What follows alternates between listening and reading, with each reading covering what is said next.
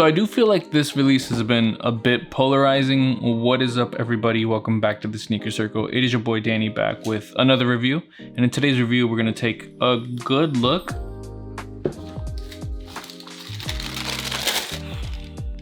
at these. These are the Pine Green Air Jordan 4 collaboration with Nike SB. So I guess the full title would be Nike SB Air Jordan 4. It's too long. It's too long. It's a lot.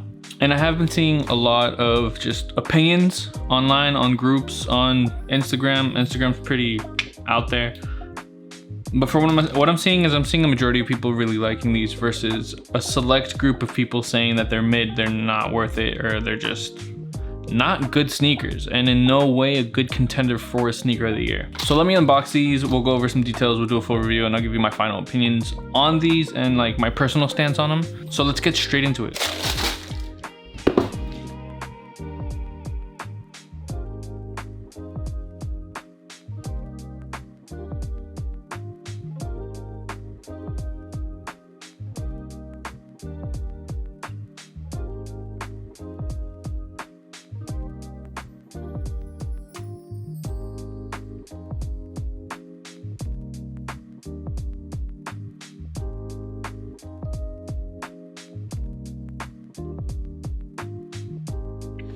All right, so really enjoying what Nike SB and Jordan Brand decided to do with these. Getting straight into the review, talking a little bit about the box. This is a Nike SB collaboration, so technically this is part of the striped box era. Yo, it feels like it's been the longest era for any generation Nike SB.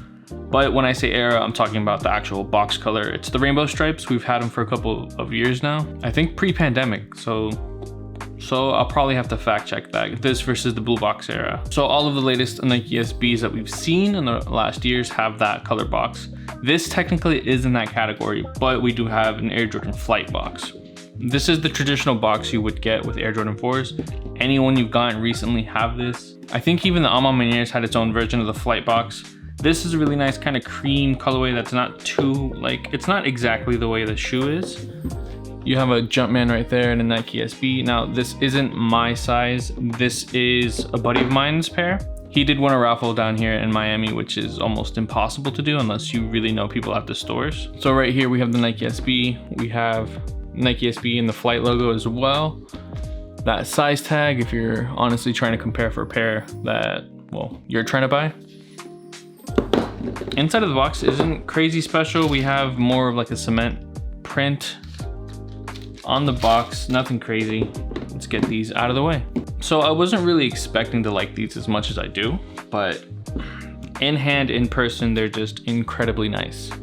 So being a Nike SB release, we do have SB branding right there. Now, this isn't the first Nike SB Air Jordan collaboration. We've had a plethora of Air Jordan 1s, both highs and lows.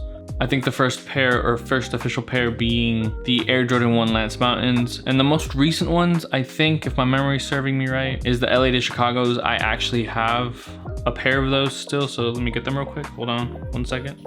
So this is the pair I'm talking about. Traditionally, when they do a collaboration like this, or a collection, whatever you really want to look at it as, they replace some of the elements of the Air Jordan 1 with Nike SB elements. So in this case, I think there's a little bit less padding, or no. There's a little bit more padding in the front, so these run a little more snug than traditional Air Jordan 1s. And they changed the tongue out, so the tongue is that polyester based tongue. You can kind of see right here that paint bleed on the white laces. That's actually kind of crazy, I didn't notice that. But the whole gist of this sneaker is that you can rub this away from an LA Laker colorway to a Chicago colorway. And I think this is technically the cheapest Chicago you can get resale. That's not like a low top or like an actual Jordan 1 high. Besides that, they changed some of the neoprene on here. Nothing too crazy, but when we talk about these, they actually changed the model of the shoe itself. So coming back to it, Nike SB logo right here. One thing they did is they revamped the entire sneaker itself, in the sense that the actual pieces of plastic that were normally, you know, the wings, the back tab, all of it was replaced with like this soft rubber. ASMR. Huh. It is a weird sensation, but I can kind of see how it helps. I personally, in the past, skated a pair of Air Jordan 3s. They have a similar plastic back piece, and it was not it wasn't the most comfortable. And it was a pretty stiff sneaker, but it was bulky, so it really helped me just, you know, regular ollies and stuff like that. If I really wanted to get a good bend in it, I really couldn't. And that's something they solved with these. Another detail that's not really that noticeable is they removed the actual airbag at the bottom of the foot. So now this part's not as stiff and supportive as you would need for basketball, but it has a bit of flexibility to it. Like, I'm not gonna do it because it's not my pair of sneakers, but if when my pair lands, oof, I'll show you. Another thing they did, they removed a bit of the padding in the front toe box. So right here, you can actually see they managed to get a really nice shape on the shoe itself. And I think that's what really surprises me about this sneaker more than anything. The actual shape they managed to achieve. Material wise, they do have, the sail upper is a super nice touch. But then the contrast of the white and the gum, it's just a really pleasing shoe to the eyes. Laces match the upper versus matching the sole itself, so things to look out for, you know? And then you get the pop of red when it comes to the Flight Jumpman logo right there. I really do feel like that red is iconic with the Jumpman logo. It's all red or all black is what really comes to mind when I think of that, but red before anything. Another detail they decided to add was the actual gum right here. So let me actually pick this one up for a little bit. You do have a gum bottom right here, or at least the back, where it really matters when you're skating. You either need full front, like front foot control or heel control, depending on what you're trying to do, if you're trying to do any tricks. Really nice detail. Another hit of red right here on the Nike. Surprised they didn't throw an SP on that. That would have been cool, but usually changing molds like that is a little more complicated. Gum soles tend to have a bit more grip, so you'll see a lot of, like, you know, waffle-esque skate shoes that are gum based because that material is just a little bit more sturdy. The leather is very plush and it has this like, almost like it has a scent to it. It's not just pure leather. It has like almost a light chemical scent. It's not the worst in the world. I've seen some people complain about it. It doesn't really bother me. It's almost like a pair of cleaning supplies, almost like a fresh scent. It's weird. It's super weird, but it doesn't smell like a glue and leather like the, you know, a regular pair of Air Jordans would. The suede is pretty thick. It's short grained. It seems thick at least. And I was expecting this to be a little bit rougher. I'm kind of glad it's not because, again, I like these softer materials.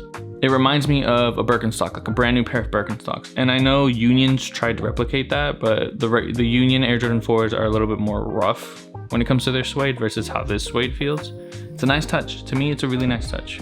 And the last real unnoticeable detail is the tongue itself. Besides, you know, it has that really nice leather touch to it, but it has a little bit more padding on, like, throughout the entire tongue. It's not as thin, it's not as, like, I don't know. Saying it has a little bit more padding versus, you know, not having more padding, you think sizing would be a little bit snug, but people do suggest you stay true to size if you have a wide foot, or you size down if you have a narrow foot. I'll confirm that once I get my pair in hand, but it really does feel like they just redistributed, you know, padding in the front all the way to like the back, because Air Jordan 4s are notorious like pinky killers. People tend to size for where their toe ends versus not how their foot feels in the shoe itself. So like if you have enough space in here and your foot's not necessarily like in there, right? Like let's say this is your foot. You're good because you have space here, you think you're good, but on the sides are actually like cramped up. Pinky toe killers, I'm telling you, that's the main cause. And I've heard that these are probably the most comfortable Air Jordan 4s that have released, and that's kind of a wild claim to make. Again, I'll cover that once I get my pair. I'll do a post on my community thread or a TikTok or whatever, a reel. But I'll definitely let you know if you are curious. Just drop a comment down below.